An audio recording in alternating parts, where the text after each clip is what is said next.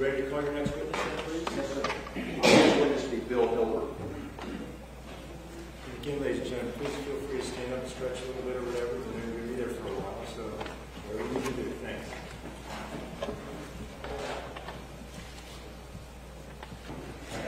Please raise your right hand. Swear to tell the truth, the whole truth, and nothing but the truth, so help you God. Thank you so much for staff. Thank you for your patience. The microphone will adjust. Whatever you need to do, thank you. Everybody see okay? All right, very good. Sir, would you introduce yourself to the jurors and tell them what you do for a living? My name is Bill Hilbert. I'm with Cincinnati Police Department. I'm with the homicide unit. How long have you been with the Cincinnati Police Department? Beginning my 28th year in a month. Okay, so you just got there. Yes. All right. How long have you been in the homicide unit? Just started my 18th year. 18 years. Okay. You were in homicide back in 2006 and 7, is that correct? Yes, sir. During that period of time, were you partnered with Keith Witherell, who's seated at the council table? Yes, I was. And then later, sometime, I guess maybe early 09, you got a new partner, and that would be Howard Grant? Yeah, I think Howard, we started partnering up in the late, maybe November of 2008. And then we were partners in 2000. Going into 2009? 2007 to 2009, we were partners. Now, is that how you work in the homicide unit? You're paired with somebody, and it changes from time to time, but you have the two lead officers on a case, and you have everybody else kind of as support? Correct. Okay. Did you investigate in May of 2006 and June of 2006 the homicides of Cassandra Crawford and Mary Jo Newton? I did. As the investigator looking into these cases, did they bear any similarities that caused you to maybe suspect that the same person had perpetrated both homicides? That was definitely an angle we were pursuing after this Mary Jo was found. What kinds of things did you note that both of these homicides contained? Both of them were in the same area of a town. I believe they were within half a mile of each other. The condition of the body, both of them were burnt. They were females, and the type of area where they were found was literally a dumping area or a high drug use area. In the case of Mary Jo, it was next to a building where there was a lot of drug use. Okay. Okay. And they were, like, as you mentioned, they were close in proximity to each other. Correct. All right. Both were identified by dental records by the coroner's lab, is that correct? Yes, they were. And one other similarity, they didn't get solved right away. Is that a fair statement? No, they did not. Bill, I've known you a long time. Is that the kind of thing that wears on you as a homicide investigator when you're investigating cases like this and you can't find who perpetrated it?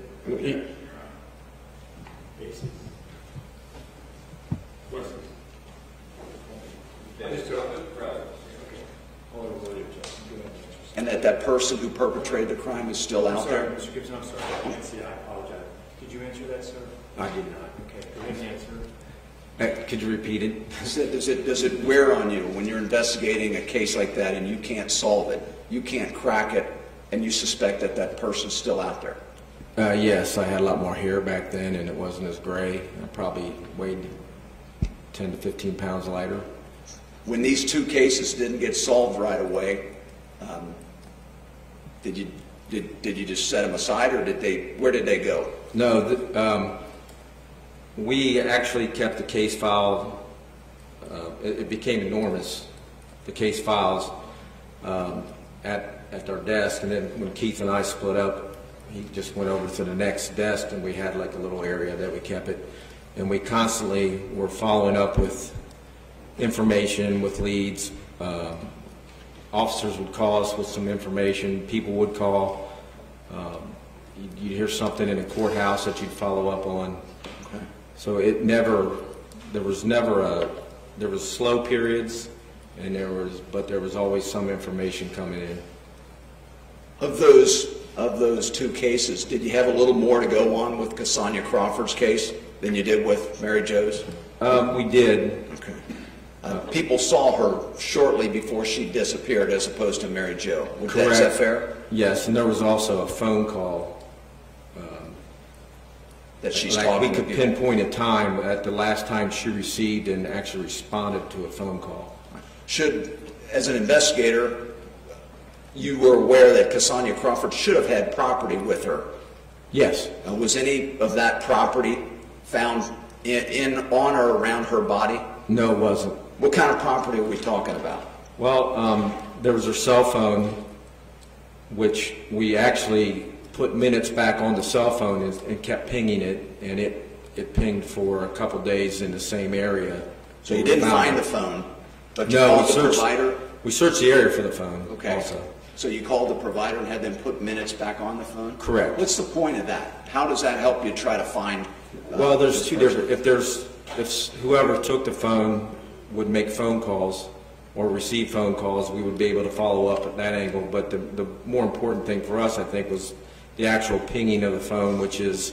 Can you explain to the jurors what that means when you have the phone pinged? All cell phones hit a tower, and they generally, most of the time, hit the nearest tower to where the phone call is being made. And these towers triangulate a location which is not an exact GPS or location. It's just an area where the phone may have been, and it's usually a 1 to 2 mile radius. Okay. So it at least gives you a proximity where that phone may be. Right. Okay. If you have a phone that you're looking for and it pings in Avondale, you know that there's no reason to look for it in Price Hill, which is the west side of town. When you would ping that missing phone of Cassandra Crawford, what tower would it hit? There was a tower at the Cincinnati Zoo which covered most of Avondale, and then there was another tower in Walnut Hills, which was real close to the crime scene also. Okay. The area where she was found was right on the edge of Walnut Hills and Avondale. Okay. And would that tower have covered the area where Anthony Kirkland was living at that time on Ridgeway? Yes, 860 Ridgeway. All right. So these homicides, almost 3 years later, in March of 2009, they still hadn't been solved. Is that correct? Correct. All right. Now, Bill, sometime early in March of 2009, maybe on the 7th or the 8th, did you learn that a young girl named Esme Kinney had been murdered and that a person named Anthony Kirkland had been arrested for that crime? Yes. I was out of town on vacation, and I received several phone calls in the evening I missed on my cell. I woke up to 7 missed calls. I called Detective Luke, who had left the messages, and she briefed me on what was going on, and then I headed back to Cincinnati. Okay. Jump in your car and drive right back? Yes. And at that time, back in March of 2009, was Cincinnati Police Homicide Unit located right over here on Broadway Street? 824 Broadway, yes. Okay. Just a few blocks from where we are now? Correct. What was going on when you got back to the Homicide Unit? When I got back to the unit, Keith Witherall was interviewing Anthony Kirkland, referenced the homicide which occurred the previous evening of Esme Kinney. I was briefed by some of the other detectives on what was found and what was going on with the case. They had that case pretty well under control. I know they didn't need my assistance on any investigating of what happened the previous night. We had Mr. Kirkland on our radar for over 2 years. We had believed he was responsible for Cassandra and Mary Jo Newton. And so I started preparing either to assist Keith or to go in and interview Mr. Kirkland after he got done with the Esme and Kinney investigation. And I think Keith Witherell talked to him from approximately 11 a.m. to approximately 3 p.m. Does that sound about right? Yes. And the focus of his interview was the Esme Kinney case. Is that correct? That's correct. The other cases weren't brought up. No, they weren't. All right. Shortly after, did you have occasion to listen to any of that interview? I listened to a little bit of it. Okay. And I was briefed of what I missed.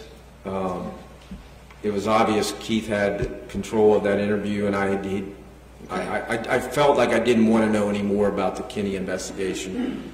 You wanted to get ready for the interviews you were going to do. Correct. I know that sounds a little, I was not trying to be selfish, I just know they didn't need me on that part of the investigation. Okay.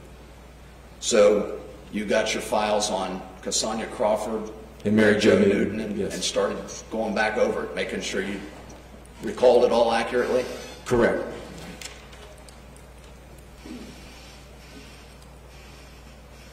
And at some point, did you go into the interview room?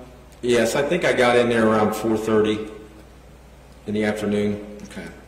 They had done some tests. They were obtaining evidence from Mr. Kirkland. I assisted them on that, and then went into interview. Like taking DNA samples and swabs and stuff like that? Okay. So they're getting all that done, and when they're finished, you go in. I think the time, it looks like it's about 4:49. That sounds about right. Okay. Anybody go in to do the interview with you? I went in alone. By yourself? And do you see the person here in the courtroom that you went in to interview on that date?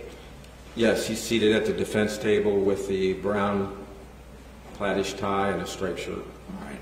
And Judge, could the record reflect his identification of the defendant, Anthony Kirkland? Record was certified. He had been previously advised of his Miranda rights, is that correct? Yes. Okay. What did you tell him? Well, how did you start when you went in? Well, I kind of just refreshed him about this. I know you refreshed him about his Miranda rights. I didn't go into any detail about it. But then I explained who I was, why I was there, and I wanted to talk about Mary Jo Newton first. Number one, because he admitted in a previous interview he knew Mary Jo. And number two, she was an older victim and wasn't a child. And I felt if he was going to talk, he would feel more comfortable talking about Mary Jo before he talked about Cassandra Crawford. Okay. Did he indicate he was willing to talk with you? Yes. Did he ever tell you, hey, I don't want to talk, I want to exercise my right to remain silent, I want a lawyer, anything like that? No, he did not. He was willing to talk? He was. And so you sit down and you begin your interview, and this interview starts with Mary Jo Newton and Cassandra Crawford, is that correct? Yeah, I like to use we danced around a little bit, words, questions, back and forth, how do you know this, and blah, blah, blah. But then we started with Mary Jo. All right. And this interview was recorded, is that correct? It was audio recorded. And I think you record them on a disc. We've since transferred it to a thumb drive. It's marked 8C. Is that the interview you're talking about? Yes, it is. And it went about 2 hours and 23 minutes? Yeah, the first one. Yeah, I know you went back in. I'll talk about that in a second. Oh, okay. But the first interview went about 2 hours and 23 minutes. Yes. Judge, at this time I would ask that 8C be moved into evidence and played for the jury. No, okay. 8C will get it in, thank you.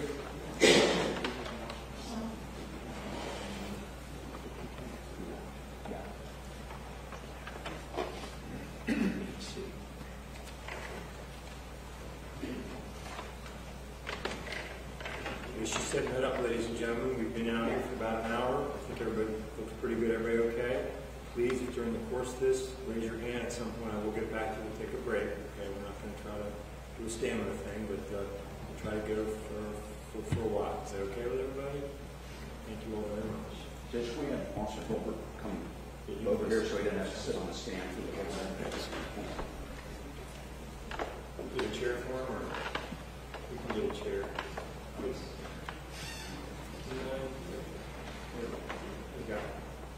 You can move it over there. Take it wherever you can. Thank you.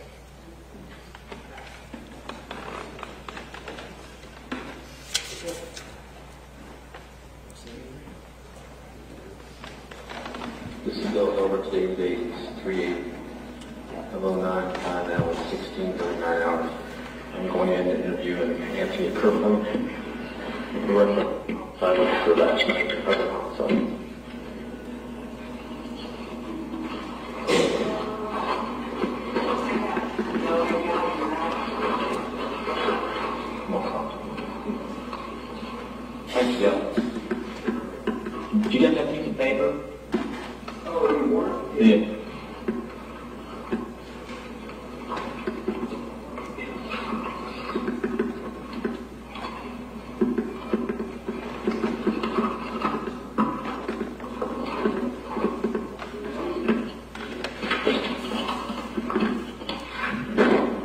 Another day, debate.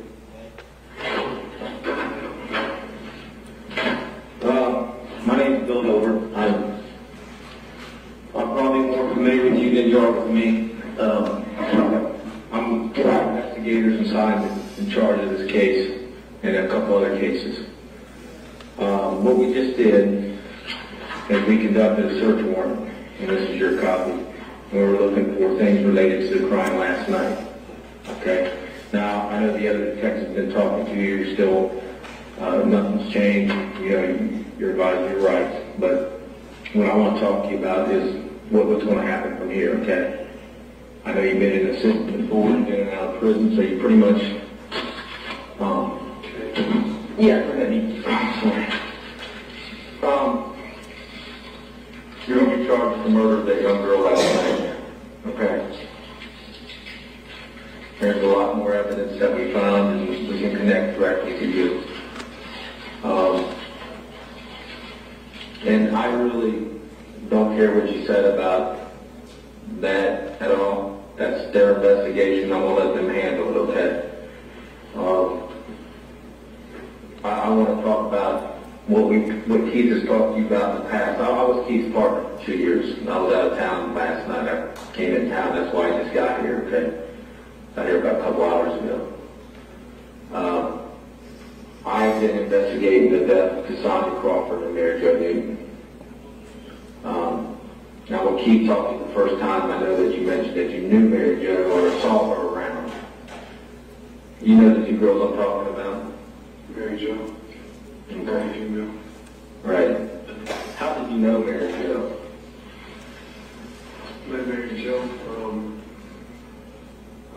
She was actually getting out of the Justice Center when I saw her. Where'd you see her at the Justice Center?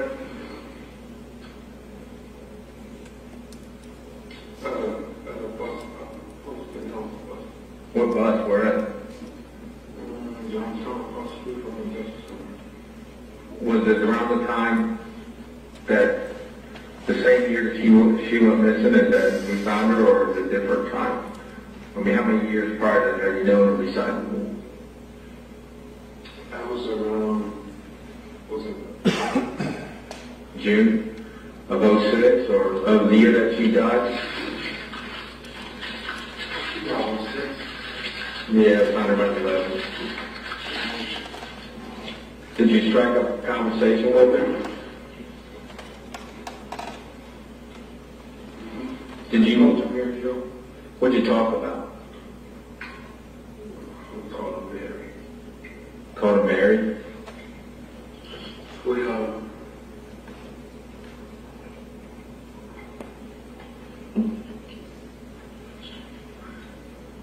talked about some of everything. What kind of person was she?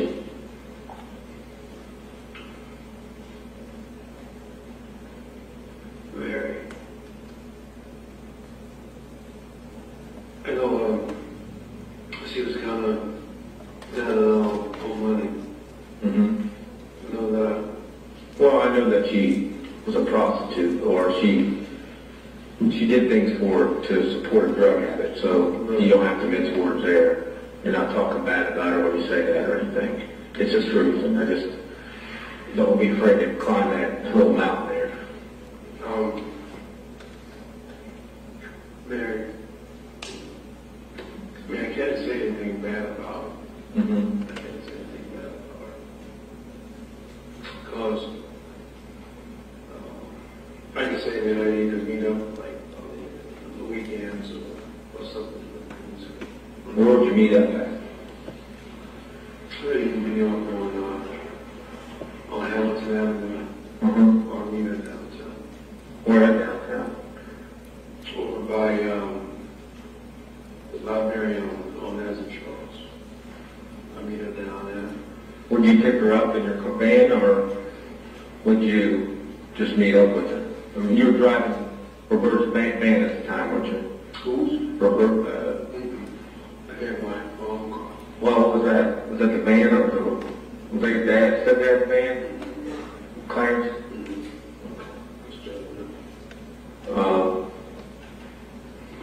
Where'd you guys go? Did Did you guys engage in sexual activity? Yeah. What kind? Was it oral or was it? What's she charged?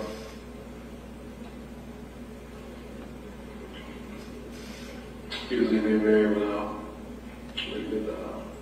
my stuff that we can use, like he does some cigarettes. Mm-hmm. And my it's on the street. Sitting on the bush, she wanted money for the grocery store or whatever.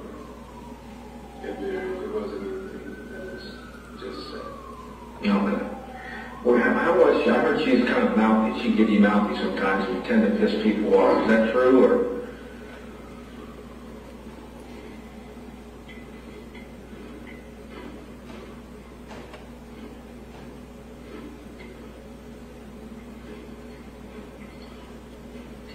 Mary.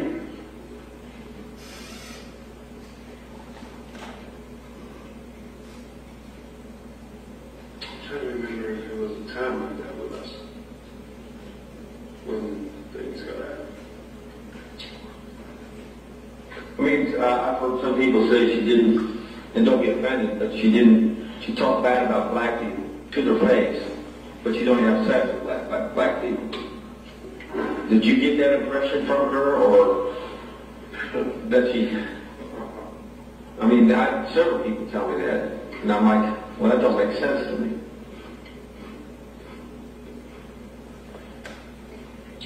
Well, I found out over the last couple of days that there are a lot of things that don't make sense. Well, I understand.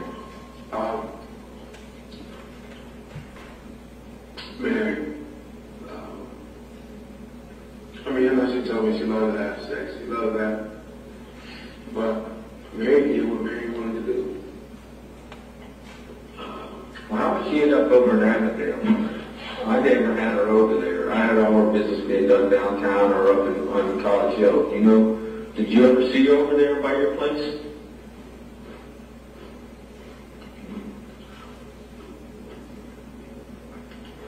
That was one night.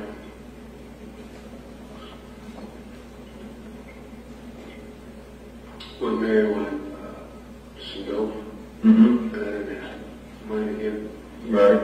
And she wanted to know where it was. I took her to the place of the A&Q. A&Q Market? Mm-hmm. Which is on the corner of Reading and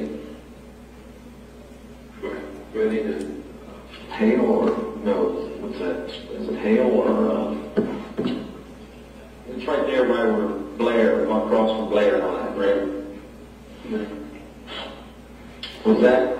quite a few things, huh? You know, quite a few things. Yeah. A lot of things. Yeah, I do. I know you pretty well from what I all the way going back to 85 or whenever the first time you got jammed up. I know you used to shave your head, you bathe in Clorox, and you used to have, I was surprised you had hair when they found you today. You usually don't have hair, but I guess things are getting pretty desperate. Bathe in Clorox. Or bleach. You used to use bleach a lot to clean yourself up. That's what Sherry. That thought was weird. I don't know why. I just thought that was weird. Hell, you should be looking like Michael Jackson. If that was true, shouldn't you? When was the last time you see Sherry? I called her and she came by and talked to me right in this room. We talked for about an hour and a half. You know, I've been looking into these two homicides. She had fears that you might have something to do with them. And, you know, I went from there. Just took some information from her, took some products that she gave me. You know, some products. She gave me some stuff that she thought might be helpful. But I won't go into that.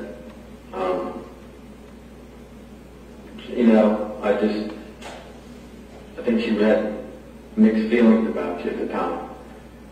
Because she didn't want to talk bad about you. And she tried not to, but she was scared of certain things about you. I guess it was all related to whatever happened between her and I don't know, what her daughter or whatever. I don't really know anything about that. I tend not to pay attention to that shit.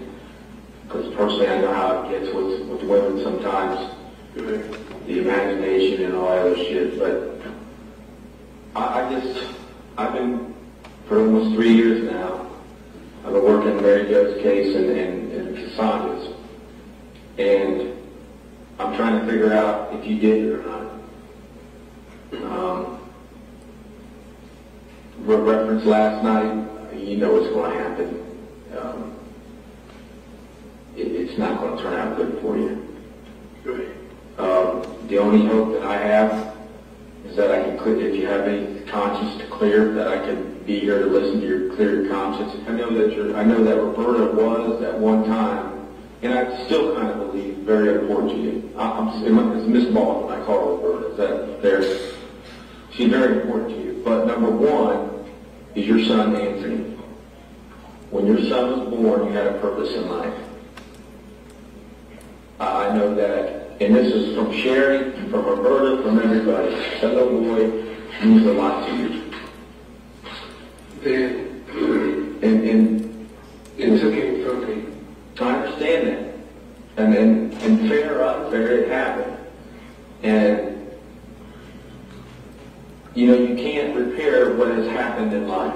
You can repair what's happened, you can't change what has happened. I can't change what's happened in life. All I can do is at some point in my life try to make everything right. And from this day forward, your son's going to hear some bad things about you someday. But I don't even know if he's my son. well, you treat him like your son. And he's named after you. And I don't know too many women that name their son after their father, not knowing. Now you know Roberta. She was at one point, I don't know her really recently, but at one point she was very faithful to you. Okay? I mean, I still think she is, but I'm saying I don't see Roberta as a person that would do something behind your back. Now, I'm talking about in the past. Now, think about all the jams you got into. Where was she every time? She was with you, except the last couple. Maybe she started losing faith. But every jam you've been in, Anthony, who's been there? Roberta. And then you have little Anthony. And she's still, and even after all the jams you got in, she's still there for you. She thought about enough to name her son Anthony. So you know she think, huh? I think that's kind of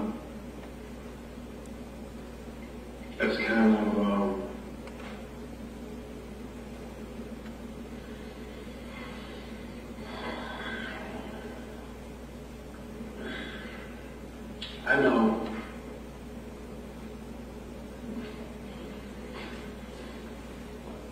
that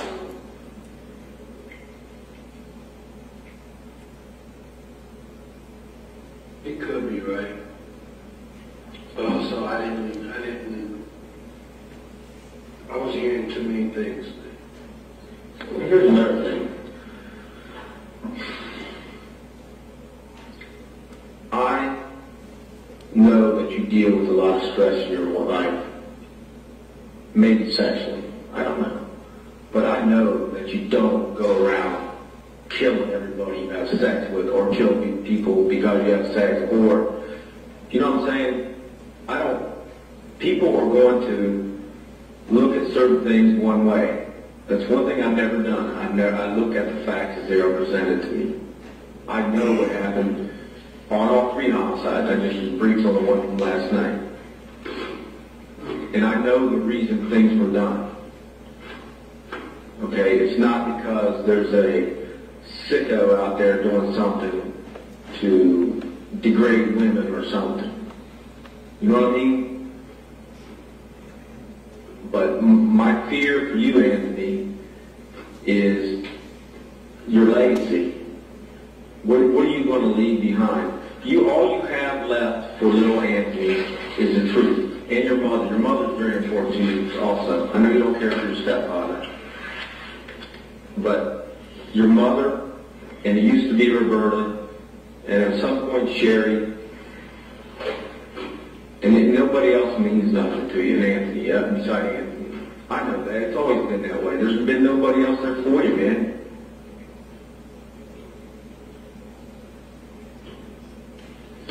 I'm not going to try to give you a hand job or you know, lie. I think it had something to do with Mary Jo's death. Now, whether it was an accident during an act which you were done and you panicked, I don't know. The only way I'm going to know why you killed her is if you tell me. But here's what I have a family, I have two families out there that, just like the last night's family, all they want to know is why. God will forgive you of anything you do. You know that. You've down in church for a while. You know, you don't have to look to me for forgiveness. You don't have to look for anybody else. You got to look for God's forgiveness. But the only thing you have to give your son right now is the truth.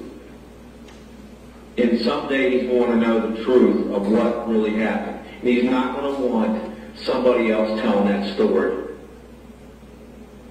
You know what I'm saying? And your mom's going to want to know the truth. It doesn't matter. It doesn't matter what we think.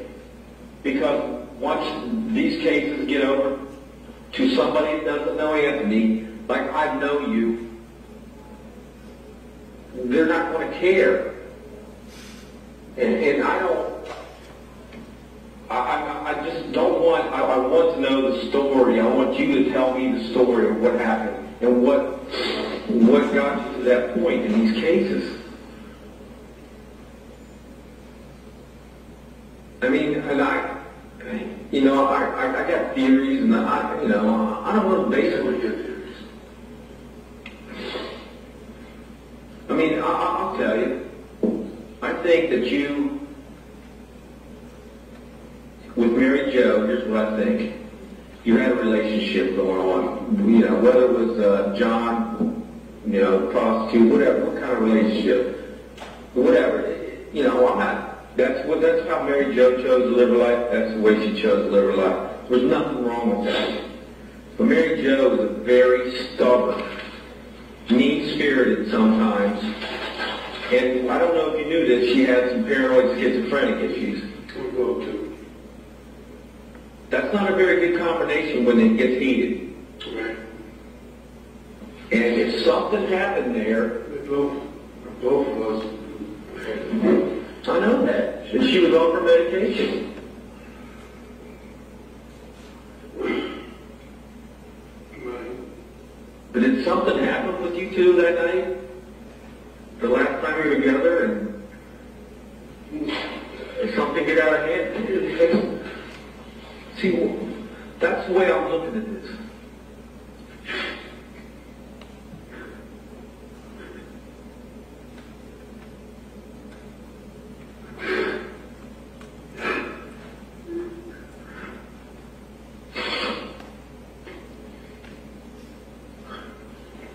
I know this is hard, Anthony. Tell you a little more about it. So,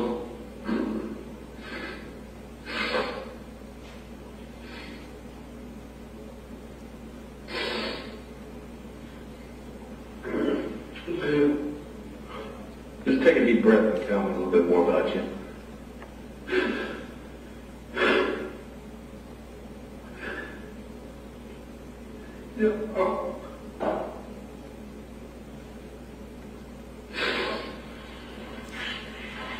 Anthony, you're a good reader of people, aren't you? You know how to read people. And do you look at my eyes? Do you see anything but sincere? I might want to suck, but you know what? I'm a very sincere person. I don't lay no bullshit on nobody. No. And I would expect that it not laid on me. I don't get mad. If it is, I'll move on. but I don't want to move on. I want to give some people some answers. You know how you get shit in your throat sometimes and your heart aches? I've been, for 2.5 years, I've been trying to figure a way to give some family members some answers. And Mary Jo's family, you might even know them. I don't know if you know Tony and all them, because they're from College Hill. You might even run into them. They're very religious people.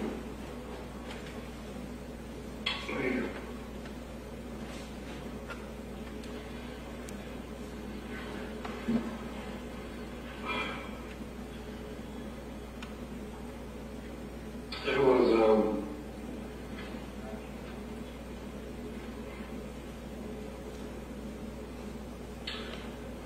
don't take this as no excuses or no justification. I'm not. You know anything. But in 2003, just to say,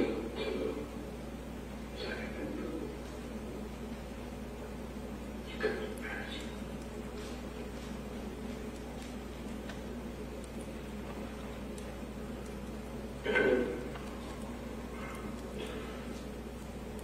When I was in, I went over to the point before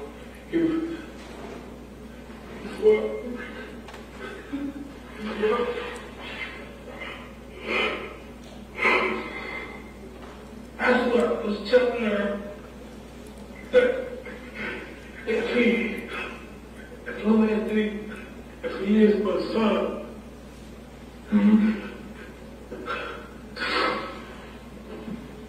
you gotta let me protect him. Got to. I understand that. Was Roberta pregnant at the time? She's 3. When was he born? 2012. I see him around with people. And there were people at church. I mean, everybody joking at me. That's what they're wicked. They're what? Wicked or weak? Wicked. Oh, I'm not a big fan of the church. I mean, you're not telling me anything there.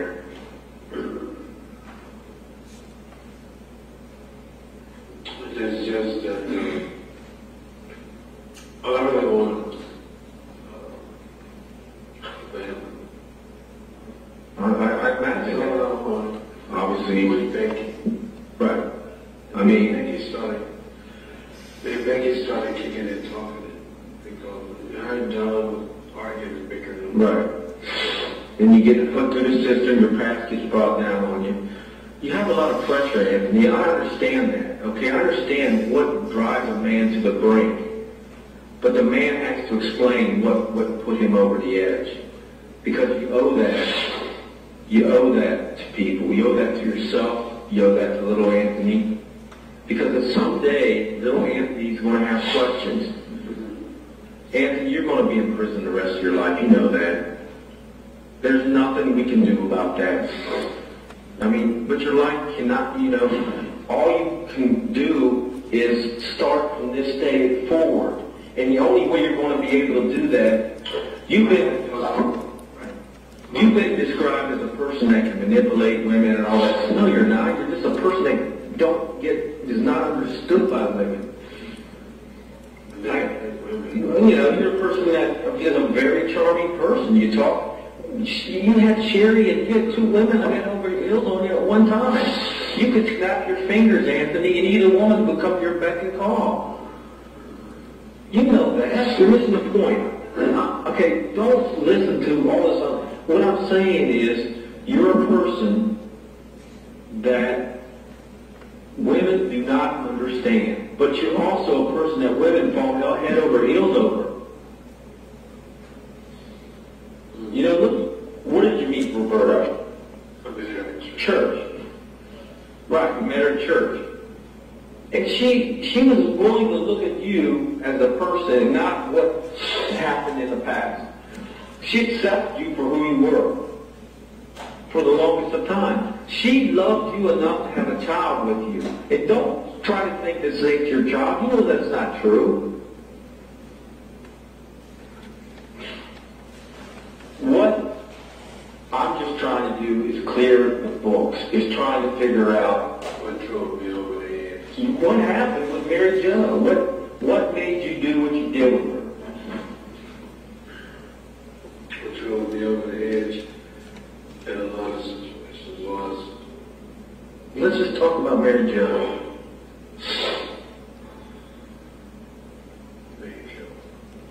Anthony, I know you. So I don't need to know what other situations. I mean, I know what you're about. I feel like I've known you for years. For 3 years. But, you know, just because, and I've had to know you. I've known your I know every scrap law you got into because they come to me. So here's what Anthony's done today. my sister was singing with CeCe Winans, right? I'm sorry? Yeah, my sister was singing with CeCe Winans, and she has her own music. Your sister, I talked to her. Is she walking out now? Yeah. Yeah, she's called me about you. Has she? Yeah. Well, let me ask you this.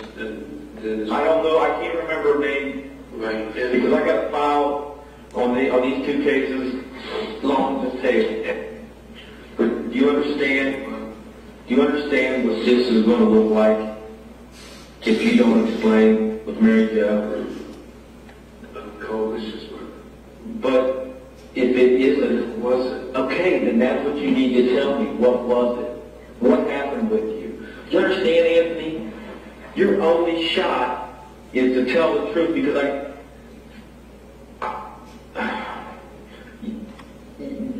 you don't want to be, your son doesn't want, you want him to know the truth. What happened. You can't change that. Mary Jo's dead. But you and Mary Jo did not know, you didn't leave that night, strolling down the street, looking to kill somebody. I know that. But nobody else knows that. I'm not going to tell anybody that. Because I can't. I'm not allowed. The only person that can tell me their story is Anthony Kirkland. And that's what I'm asking you to do. What specifically happened with Mary Jo that night to put the situation in the way it was? Drugs and alcohol. Where did you pick her up at? That's where I met her in that morning. It was out on Hamilton. You remember what day it was? We found her on a Thursday morning. Was it that Wednesday?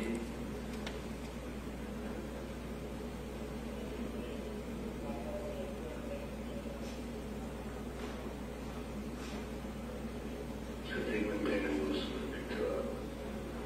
Well, that's right. So you picked her up, and then what happened?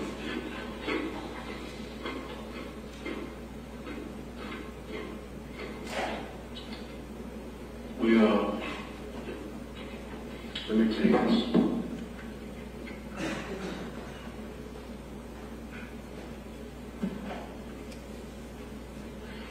Let me take this. Because you're right. You're right. And that is, if this is exactly where I will be for the rest of my life. I mean, there's no doubt. You're going to be in prison the rest of your life. The thing is,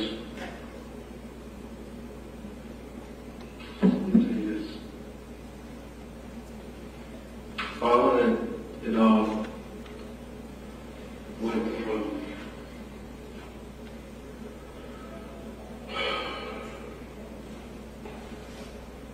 I don't know.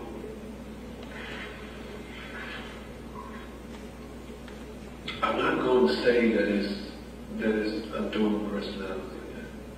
For her or you? I'm not going to say that. I'm not Well, going to just tell me what it is. It's I think it's like a coping mechanism. Repairing me? Well, I understand that. It's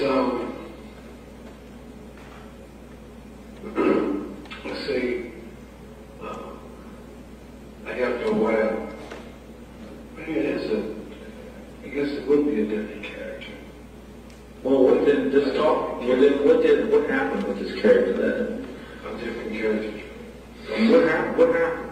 You pick her up, Yeah, but all that while, there's always something else going on. There's always something else. What else is going on? I see her, what's the arguments with, or something that's not going through. Because I really wanted to be there with my mom. I wanted to be there with my mom, but my stepdad wouldn't let me. No, wait, we talking about that day still. Right. Anthony, I'm not the smartest bear in the woods, Right. and I keep losing you. So let's stay on point. Let's just go back to the day that Mary Jo died. What happened? Then we'll go into the reasons why. And then we'll figure this out. Okay? Don't drift off point, because it's going to frustrate you, frustrate me, and then we're not going to be able to communicate. So you pick up Mary Jo somewhere in Mount Airy? Who's college? College Hill. I'm sorry, where at? Whose car were you riding? Was it your stepdad's van or your van that he gave you? What was that, white or green or what? It was a Great van. When you picked her up, where'd you and Mary go? We stopped at the, actually we went up to Clifton. Went up to Clifton, went to Stagger Beach. I was after we went up toward the wine and spirits, but changed it. Went down to Stagger Beach. And where did you And we got something they trying to remember when that Riley's. Oh, they know let me ask you a question. So you knew that Roberta had a relationship? She had a relationship? go? No, the only one I know she has is the guy from last week. I don't know if she had relations or not. You kept saying she's not been loyal to you. I thought she was totally loyal to you. Then you're the one bringing up the questions. I'm saying, well, all I know, I kept track of Roberta, and she was straight up full of your ass. Was she? Yeah, hell yeah. You couldn't see that? Oh my God, the woman was in love with you. Dude, she had your kid and she named him after you. And she stuck by you. Until your last thing. I don't know what, I'm saying I didn't keep track of it anymore. My focus was off Roberta. It was on you. It never was on Roberta. The only way I got to Roberta or knew about Roberta was from looking at you.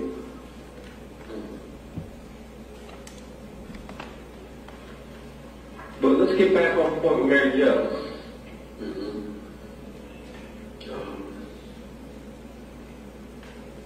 We got something, we got some, Mary got her some dope. She wanted to get some hard or whatever, she took one of some dope. They got some weed. Does she have dope and weed? I had the weed, She had dope.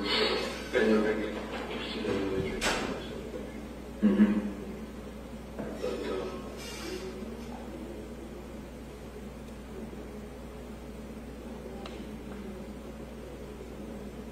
after that, I can't really, it was a mess. What happened? What made it a mess? Anthony, that's what I'm trying to figure out. What gets you to this point? You just think to walk and kill her, do everything you wanted to her and kill her. Right. What happened to make you kill her? You can't hide behind blacking out. You can't hide behind all this. You got to face up to what you did. Because you're not going to be able to live with yourself. And no matter what, Anthony, happens after this, you're still living. And every day's a new day. And if it takes you till the end of your life, you're going to do some good for somebody. There's a purpose. If God didn't want you to live, you would have been dead. If God didn't want you to be here for a purpose, You'd be dead right now. You know that. No. Well, dear, but you're not. So there's some reason you're still on this earth. And you need to face the fact of all the things that happened. And we examine it together and figure it out. And where do we go from here? Someday Anthony's going to have questions. And you do not want him to read newspaper articles about you. You don't want him to talk to some other people. You don't want to talk to Roberta right now, do you? Because of the situation she thinks she's into with you. That's what I'm saying. You want everything to come from Anthony Sr. You. And the only way that's going to come out is you talking about it. I have sat down with sons and daughters of people that sit in your chair and told me what they did and why they did. And I tell them, 15-year-old 2 weeks ago, I told him why his dad did it.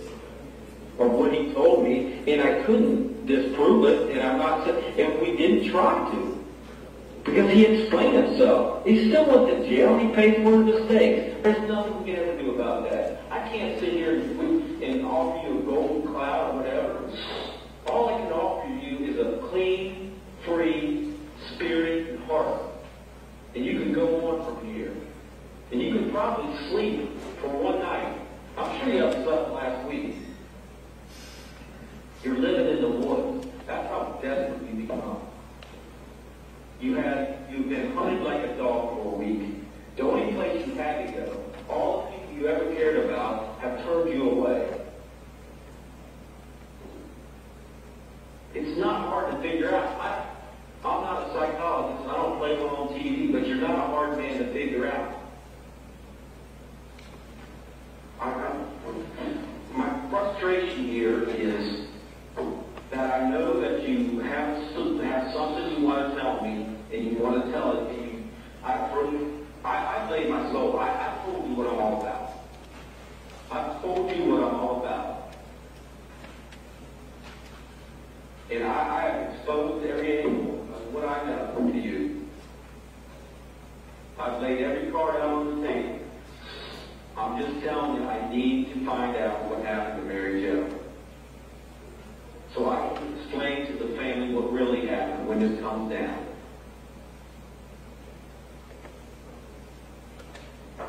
That made the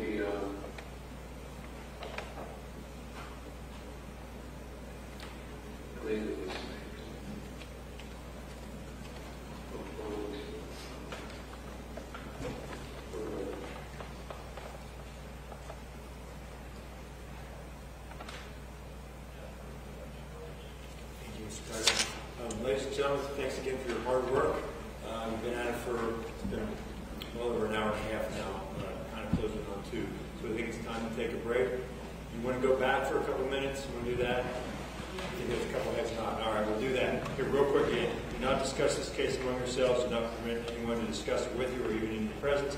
It is your duty to not form or express any opinion on this case until it is all finally submitted to you. Please do not watch, read any media reports. You know the drill. You're doing great. We'll see you back. We'll shoot for 5 to 10 minutes. Try to keep it rolling. Okay? Thank you.